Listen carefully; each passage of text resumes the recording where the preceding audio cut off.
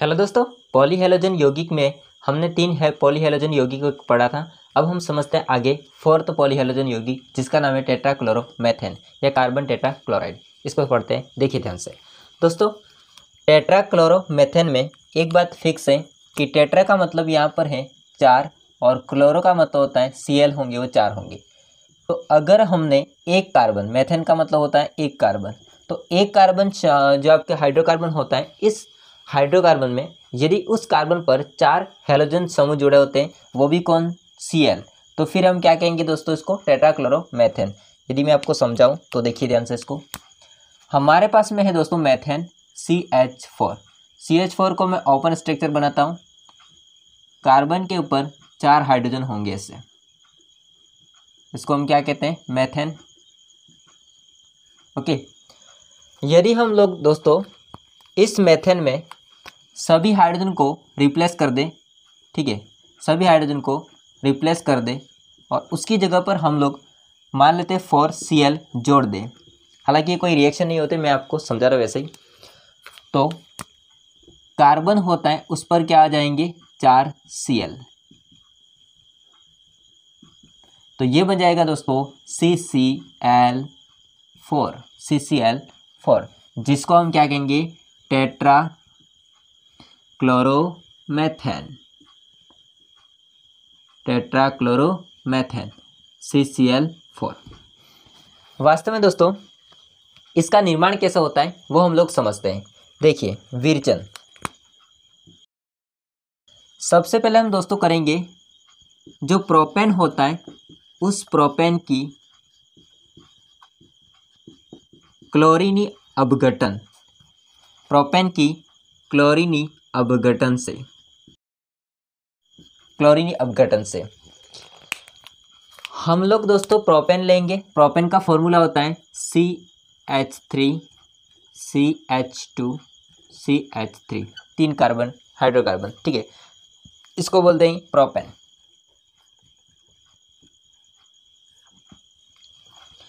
इस प्रोपेन को हम लोग Cl2 के साथ में रिएक्शन करवाते हैं। एक्चुअली अभी मैं बैलेंस नहीं करा, बाद में बैलेंस कर दूंगा, ठीक है। प्रोपेन की अभिक्रिया क्लोरीन के साथ करवाते हैं, मतलब क्लोरीनी अपघटन का मतलब होता है क्लोरीन से हम अपघटन करवाएंगे प्रोपेन का। तो दोस्तों थोड़ा सा इसको हम हीट करेंगे। अब समझना बात को ध्यान से, प्रत्येक कार्बन से जुड़ा हुआ हाइड्रोजन है, ये हाइड्रोजन होता है वो क्लोरीन होता है, वो रिप्लेस कर देता है और जितने भी यहाँ पर हाइड्रोजन होंगे उन हाइड्रोजनों की जगह पर Cl आ जाएगा। समझना बात को ध्यान से दोस्तों। यदि आप इसको बैलेंस करना चाहते तो लिख देता हूँ मैं पहले से ही। हम लोग 8 क्या लेंगे, Cl2 लेंगे। अब इसमें 8Cl2, इसका मतलब Cl समूह कितने, 2 × 8 16 है टोटल। तो यहाँ पर है हाइड्रोजन 8, 3 3 6 और 2 8, तो 8 हाइड्रोजन रिप्लेस होकर के उसकी जगह पर Cl आ जाएगा। तो हम इसको लिखेंगे आगे CCl3 CCl2 CCl3, सिंपल है। CH3 उसकी जगह पर CCl3, CH2 की जगह पर CCl2, CH3 की जगह पर CCl3, और जो बाकी आपके 8 बचेंगे Cl, वो 8 हाइड्रोजन को लेकर के बाहर निकल जाएंगे 8HCl के फॉर्म में, ठीक है दोस्तों।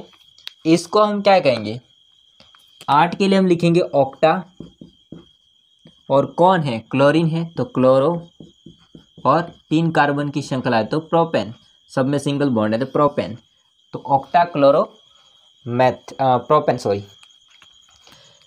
क्लोरोप्रोपेन होता है। इसको वापस से हम लोग Cl2 से अभिक्रिया करवाते हैं, इसको हम वापस लेते हैं दोस्तों, इसको वापस हम Cl2 से अभिक्रिया करवाते हैं। थोड़ा सा डेल्टाइट करेंगे तो अब की बार क्या होता है, अब की बार एक समूह आपका बाहर हो जाएगा, मतलब मान लीजिए ये CCl3 होता है वो अलग हो जाएगा। अब Cl2 को मैं ऐसे लिखता हूँ, देखिए Cl होगा वो है ऐसे Cl, इसके मध्य भी ब्रेक डाउन होगा, बंद टूटेगा, बंद होगा वो ब्रेक होगा, तो एक Cl होगा वो इसके साथ जुड़ेगा और एक Cl होता है इसके साथ जुड़ेगा, एक Cl आपका इसके साथ जुड़ जाएगा, एक Cl इसके साथ जुड़ जाएगा। तो एक तो आपका बन जाएगा मेन प्रोडक्ट CCl 4। बाकी देखिए C और C कितने कार्बन 2, तो यहाँ पर हो जाएंगे C2 और Cl कितने देखो 5 हो जाएंगे, यहाँ पर 2 और 3 5 और एक यहाँ से जुड़ेगा तो कितने हो जाएंगे 6, तो Cl6। चाहे तो आप इसको ऐसे भी लिख सकते थे, ठीक है, CCl3 CCl3, आप इसको ऐसे भी लिख सकते हो। हरी बात समझे।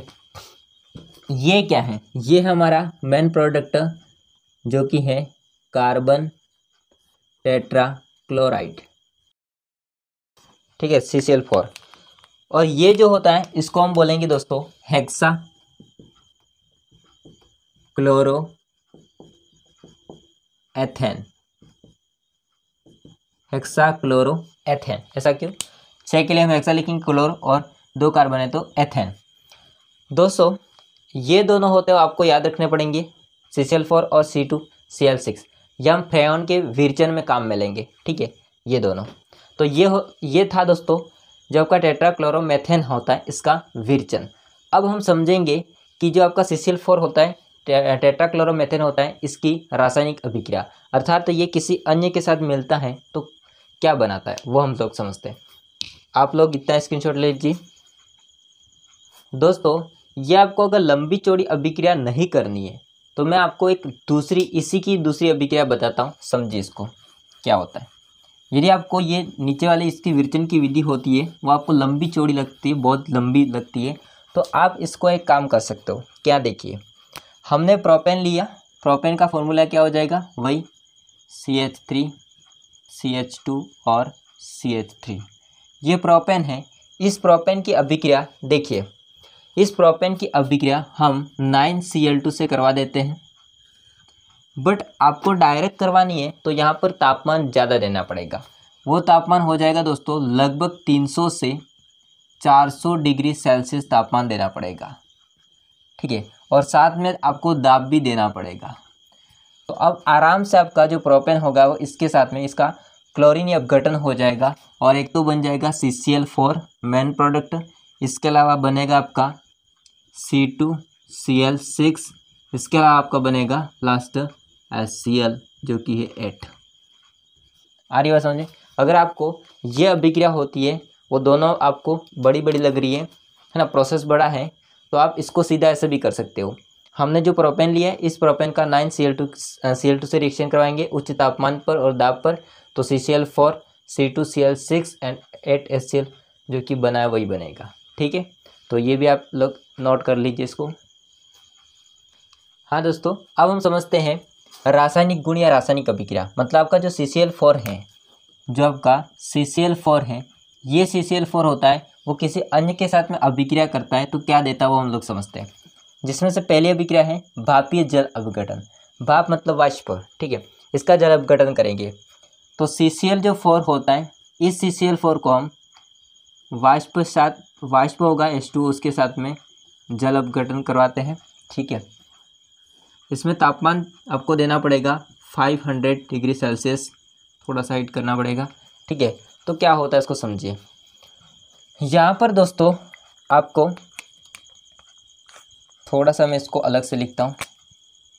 इसमें मैं 2Cl को ऐसे लिख देता हूँ और 2Cl होता है इसको मैं ऐसे लिख देता हूँ, ठीक है।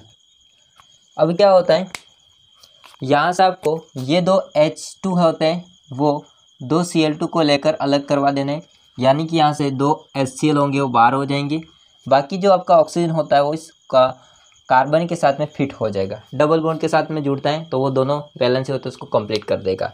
और इस प्रकार से दोस्तों, जैसे कि अगर इसको देखना चाहो तो जैसे जुड़ेगा कार्बन Cl और Cl और डबल बॉन्ड के साथ आपका ऑक्सीजन जुड़ जाएगा, ठीक है, ये हो जाएगा स्थिति।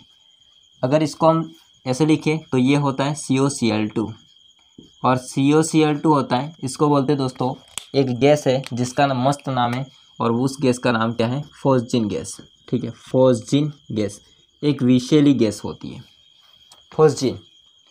वापस समझो इसको, भापीय जल अपघटन आपका जो CCl4 लिया, ठीक है, टेट्राक्लोरोमेथेन लिया है, इसका वाष्प के साथ अपघटन करेंगे 500 डिग्री सेल्सियस तापमान ले करके, तो यहाँ से क्या होता है, एक तो HCl का अणु बाहर निकल जाएगा और बाकी जो ऑक्सीजन होता है वो इनके साथ में जुड़ जाएगा और क्या बन जाएगा, फॉस्जीन गैस, जो कि एक विषैली गैस होती है। नेक्स्ट अभिक्रिया हो जाएगी दोस्तों जलीय केवच से जल अपघटन। इसमें क्या होता है, CCl4 होगा, इस CCl4 की अभिक्रिया हम लोग करवाते हैं जलीय केवच से, और यहाँ पर जलीय केवच हम लेंगे 4 केवच, ठीक है, संख्या में। तो ये बनाएगा एक तो CO2 को हम दोस्तों वापस केवच के साथ अभिक्रिया करवाते हैं, इसमें हम संख्या में 2 केवच लेंगे। तो क्या होता है, CO2 के साथ में वापस हम पोटेशियम हाइड्रोक्साइड की अभिक्रिया करवाते हैं, तो यहाँ से बनता है K2CO3 और इसके अलावा बनता है दोस्तों H2O। इसको हम बोलते हैं पोटेशियम कार्बोनेट। इसको क्या बोलते हैं, पोटेशियम कार्बोनेट। तो ये था जलीय केवच से जल अपघटन द्वारा CCl4 कार्बन टेट्राक्लोराइड की अभिक्रिया केवच के साथ कराते हैं, CO2 बनता है, इसमें वापस हम केवच जोड़ेंगे तो पोटेशियम कार्बोनेट बन जाएगा K2CO3। ओके, स्क्रीनशॉट ले लीजिए। हम नेक्स्ट अभिक्रिया और देखते हैं दोस्तों। इसकी रासायनिक अभिक्रिया में नेक्स्ट अभिक्रिया हो जाएगी राइमर टीमान कार्बोक्सिलीकरण। राइमर टीमान आपने अभिक्रिया पढ़ी होगी, हालांकि इसको समझते हैं हम लोग। दोस्तों इसमें क्या होगा, CCl4 की अभिक्रिया हम लोग एक तो फिनॉल के साथ में करवाते हैं। फिनॉल का फॉर्मूला होता है बेंजीन के ऊपर OH, इसको हम बोलते हैं दोस्तों फिनॉल। इसको हम क्या बोलते हैं, फिनॉल, ठीक है। एंड साथ में हम लोग लेंगे 4 KOH, है ना, क्षार। इसके साथ में करवाते हैं दोस्तों अभिक्रिया, तो क्या बनता है समझना ध्यान से। यहाँ से ये जो आपका क्षार और CCl4 होता है, एक समूह हमको देते हैं जो कि होता है COOH, ठीक है, ये समूह देते हैं। ये समूह दोस्तों क्या करता है, बेंजीन की ऑर्थो पोजीशन पर जाके जुड़ता है। ये बेंजीन की ऑर्थो पोजीशन होती है उस पर जाके जुड़ता है, ठीक है, ये ऑर्थो पोजीशन होती है। मेन समूह आपका यहाँ पर जुड़ा है, तो इसके पास वाला ऑर्थो के पास वाला मेटा और मेटा के पास वाला पैरा। तो एक तो मेन आपका प्रोडक्ट बनेगा बेंजीन के ऊपर OH तो है पहले से, और एक नया ग्रुप जुड़ेगा ऑर्थो पोजीशन पर जो कि है COOH, ठीक है। इसका क्या नाम है दोस्तों, तो इसका हम लिख सकते हैं या तो ऑर्थो हाइड्रोक्सी बोलेंगे, इसको हाइड्रोक्सी, तो ऑर्थो हाइड्रोक्सी। इस पूरे को हम बोलेंगे बेंजोइक अम्ल, या फिर दोस्तों इसको बोलते हैं सैलिसिलिक अम्ल। तो मस्त नाम तो सैलिसिलिक ही है, सैलिसिलिक अम्ल। इसके अलावा के होंगे वो Cl को लेकर के अलग हो जाएंगे, तो यहाँ से एक तो 4 KCl अलग हो जाएगा, और बाकी OH होगा वो 4 हैं, तो ये जल के अणु के रूप में बाहर निकल जाएंगे, जो कि 2 जल के अणु बाहर निकलेंगे इसमें, ठीक है, ये याद रखिए आप लोग। तो राइमर टीमान अभिक्रिया जो होती है उसकी अपन बात करेंगे, तो CCl4 की क्रिया होती है वो फिनॉल, ये है आपका फिनॉल, और क्षार जो कि KOH लिया हमने, उसके साथ में करवाने पर सैलिसिलिक अम्ल प्राप्त होता है, ठीक है दोस्तों। अब जो आपका टेट्राक्लोरोमेथेन होता है, CCl4 होता है कार्बन टेट्राक्लोराइड, इसके हम गुण और उपयोग वगैरह पढ़ते हैं, दुष्प्रभाव हमारे शरीर को क्या नुकसानदायक होते हैं वो वगैरह।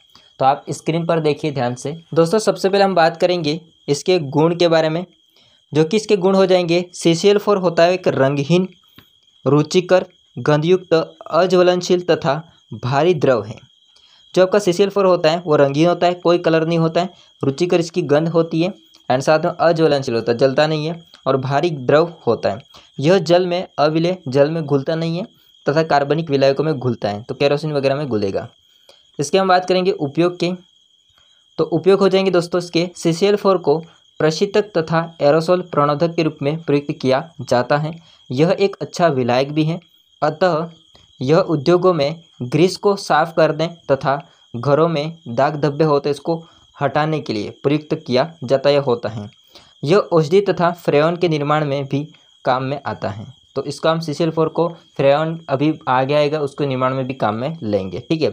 CCl4 होता है एक अग्निशामक भी होता है। अब हम समझते हैं इसके दुष्प्रभाव, यह हमको किस प्रकार से हानि पहुंचाता है, ठीक है, वो समझेंगे। तो यहाँ पर हो जाएगा CCl4 के संपर्क से तंत्रिका तंत्र जो होता है, नर्व सिस्टम, उस पर विपरीत प्रभाव पड़ता है, जिसके कारण चक्कर आना, उल्टी आना आदि प्रभाव होते हैं। इसकी अधिक मात्रा के कारण मनुष्य बेहोश भी हो जाता है तथा मृत्यु भी हो सकती है। CCl4 के उद्भासन से हृदय गति, जो आपका हार्ट बीट होता है, अनियमित हो सकती है अथवा रुक भी जाती है, ठीक है, रुक भी सकती है। इसकी वाष्प के संपर्क के कारण आंखों में जलन उत्पन्न होती है। CCl4 यकृत का कैंसर भी उत्पन्न करती है। CCl4 दोस्तों होगा वो वायु में जाने पर ऊपर वायुमंडल में पहुंचकर ओजोन परत को विरल बना सकती है। दोस्तों मेन इंपॉर्टेंट यहाँ पर बात की गई है कि CCl4 होता है वायु में जाने पर ये ऊपर जो वायुमंडल में पहुंच करके जो ओजोन परत होती है, जो ओजोन लेयर होती है, उसको क्या करता है, विरल बना देती है। ओजोन परत के विरलीकरण से मनुष्य का पराबैंगनी विकिरण से उद्भासन बढ़ जाता है। फिर ये अगर छिद्र करेगा, धीरे धीरे छिद्र हो जाएगा, तो फिर पराबैंगनी विकिरण होते सीधे क्या करेंगे, नीचे गिरेंगे हमारे स्किन पर, ठीक है, जिससे त्वचा का कैंसर हो सकता है, आंखों की बीमारियां तथा विकार उत्पन्न होते हैं। उससे प्रतिरक्षा प्रणाली भी कमजोर होती है। तो ये इसके क्या हो जाएंगे, दुष्प्रभाव। आ रही बात समझें? तो दोस्तों ये आप अगर स्क्रीनशॉट लेना चाहते हो तो ले सकते हो, बाकी हम आगे समझते हैं। हाँ दोस्तों, नेक्स्ट हो जाएगा 5वां, जो कि होगा पॉली हैलोजन यौगिक फ्रेऑन। फ्रेऑन को दोस्तों हम बोलते हैं CFC। आपने CFC नाम तो सुना होगा। CFC का फुल फॉर्म क्या होता है, क्लोरोफ्लोरोकार्बन, यानी कि इसमें क्लोरीन भी होगा, फ्लोरीन भी होगा, ठीक है, उसके साथ जुड़े होंगे, किसके साथ, कार्बन के साथ। तो फ्लोरीन और क्लोरीन आप अगर दोनों कार्बन से जुड़े होते हैं तो उसको बोलते हैं CFC समूह, ठीक है, क्लोरोफ्लोरोकार्बन फ्रेऑन समूह।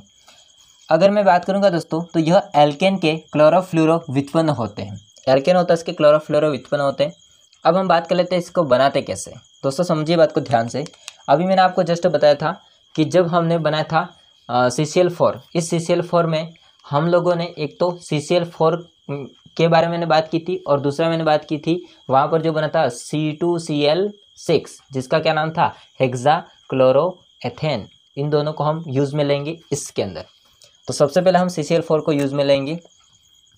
यदि दोस्तों CCl4 की अभिक्रिया हम केवल HF से करवाते हैं तो क्या होगा, ये हम लोग समझेंगे। यदि हम लोग CCl4 की अभिक्रिया 2HF से करवाते हैं तो क्या होगा, ये हम लोग समझेंगे। यदि दोस्तों हम Cl6 की अभिक्रिया हम 2HF से करवाते हैं तो क्या बनेगा, वो हम लोग समझते हैं।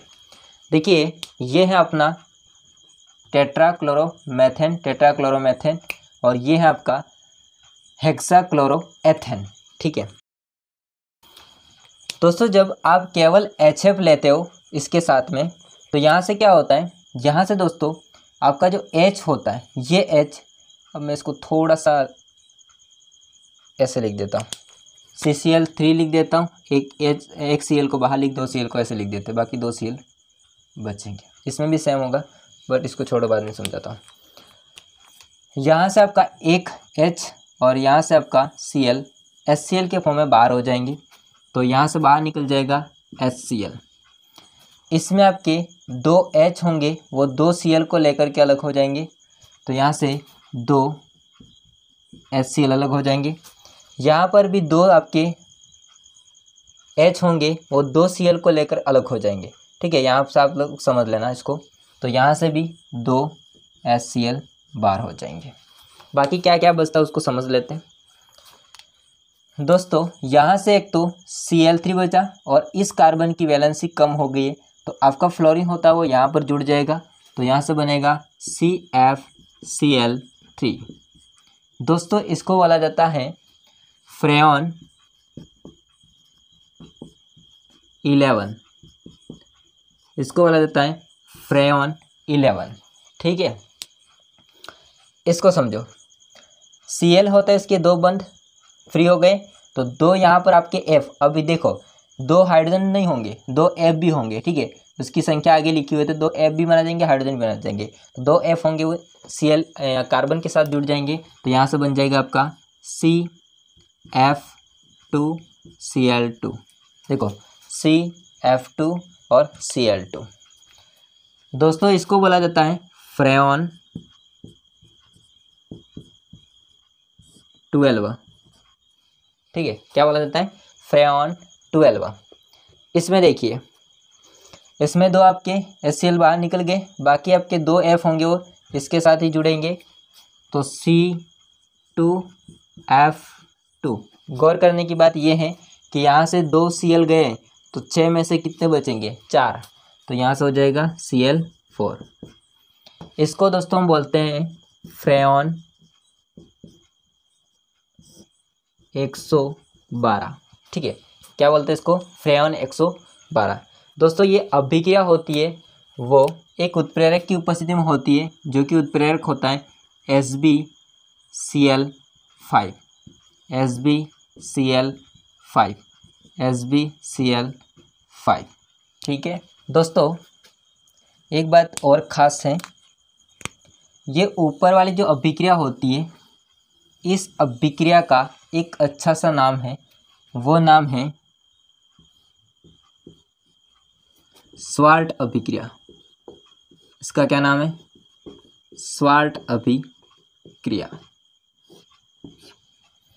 तो आप लोगों ने समझा फ्रेऑन का निर्माण कैसे होता है। ठीक है, इसमें आप सब में देखोगे तो फ्लोरीन भी है और क्लोरीन भी है, फ्लोरीन भी और क्लोरीन भी है। अब हम किसी एक को CFC नहीं कह सकते, एल्केन समूह होगा और इसके अंदर दो होंगे F और Cl, तो फिर इसको CFC बोलेंगे, चाहे इनमें कितने भी हो, दो हो या फिर एक हो वगैरह। तो हमने एंटीमनी पेंटाक्लोराइड या फिर इसको एंटीमनी क्लोराइड होता है, इसकी उपस्थिति में CCl4 होता है, इसकी अभिक्रिया HF से। देखो एक तो CCl4 लिया हमने दोनों में तो, और इसके अलावा हमने लिया है हेक्साक्लोरोएथेन C2Cl6। इसकी क्रिया HF से करवाने पर विभिन्न प्रकार के फ्रेऑन प्राप्त होते हैं। अब दोस्तों फ्रेऑन होते हैं, इसके कुछ खास बातें को हम पढ़ लेते हैं, मतलब उपयोग, गुण वगैरह। तो आप देखिए स्क्रीन पर। दोस्तों सबसे पहले हम बात करेंगे गुण के बारे में। फ्रेऑन जो होता है आपका CFC, इसके अपन गुण की बात करें तो फ्रेऑन अत्यधिक स्थायी होता है। ठीक है, स्थायी होगा, निष्क्रिय तथा निर्विष, मतलब नॉन आपका टॉक्सिक होगा, इसके अंदर टॉक्सिक्स नहीं होता है। ठीक है, उसके अंदर विष नहीं होता है, जहर नहीं होता है, असंक्षारक होता है, नॉन कोरेसिव होता है, गैस होते हैं तथा ये आसानी से द्रवित हो जाते हैं। ये रंगहीन व गंधहीन होते हैं, इसके अंदर कोई कलर नहीं होता है, कलरलेस और गंधहीन, गंध नहीं आती है, तथा इनका क्वथनांक होता है बहुत ही कम होगा। ठीक है, ये तो हो जाएंगे इसके गुण। अब बात कर लेते हैं इसके उपयोग के बारे में। इसका उपयोग कहाँ किया जाता है? तो फ्रेऑन होता है वो एरोसोल, प्रणोदक, प्रशीतक तथा वायु के शीतलन में प्रयुक्त किए जाते हैं। फ्रेऑन वायुमंडल से होते हुए शोभमंडल में विस्तृत हो जाते हैं, मतलब वायुमंडल से होते हुए शोभमंडल में बिखर जाते हैं। विस्तृत का मतलब जहाँ पर ये मूलक श्रृंखला अभिक्रिया प्रारंभ करके प्राकृतिक ओजोन संतुलन को अनियमित करते हैं। ये भी दोस्तों क्या करते हैं? प्राकृतिक ओजोन संतुलन को अनियमित कर देते हैं। फ्रेऑन अक्रिय विलाय के रूप में उपयोग में लिए जाते हैं। फ्रेऑन जो आपका 12 होता है, जो कि हमने अभी पढ़ा है फ्रेऑन 12, ठीक है, सेकेंड वाला अभिक्रिया उद्योगों में सबसे अधिक मात्रा में प्रयुक्त किया जाता है। तो ये हो जाएगा फ्रेऑन के बारे में। दोस्तों इसके अलावा 3 और बचते हैं। एक तो आपका बचता है DDT, एक बचता है BHC और थर्ड बचते हैं वेस्ट्रॉन और वेस्ट्रोसॉल। तो इसको हम कल कंप्लीट करेंगे, कल के वीडियो में। इसके बाद में ये चैप्टर फिनिश हो जाएगा। तो ये वीडियो कैसा लगा कमेंट करके बताइएगा। वीडियो अच्छा लगा हो तो लाइक कीजिए, चैनल को सब्सक्राइब नहीं किया तो कर देना। मिलते हैं नेक्स्ट वीडियो में, तब तक के लिए जय हिंद, वंदे मातरम।